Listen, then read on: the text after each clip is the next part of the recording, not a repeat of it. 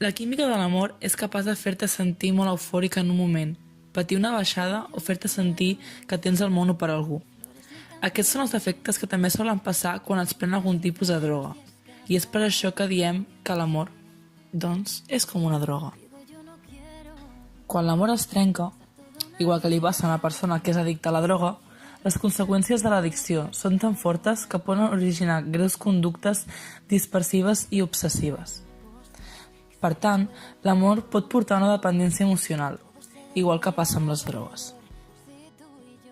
Quan estem enamorats, el nostre cos pateix moltes reaccions que són les culpables de totes les emocions que patim al llarg d'un enamorament.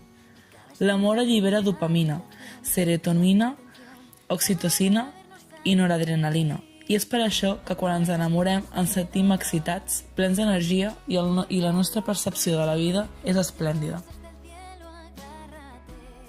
La dopamina està relacionada amb el plaer. És el neurotransmissor que fa un paper important en l'amor.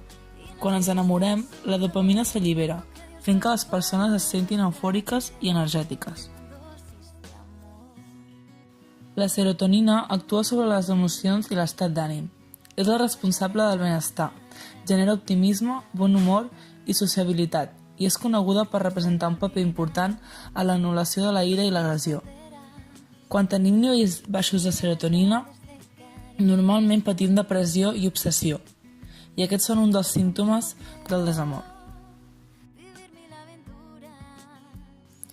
L'oxitocina és la responsable de que estimem, siguem feliços, compassius i amables.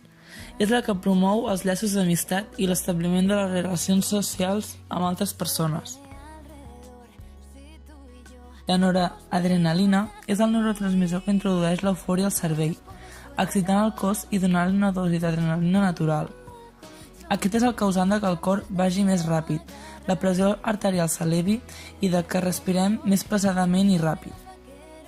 Provoca el símptoma de les mans suades i de que et posis vermell quan veus a la persona de la qual estàs enamorada. Doncs ara ja ho saps. Quan ens enamorem passen moltes coses de les quals no som conscients. I bé, potser definir l'amor en termes de química sigui una mica estrany, però al cap i a la fi som un conjunt de cèl·lules, reaccions elèctriques i impulsos nerviosos que són capaços de fer-nos sentir la més exquisita felicitat.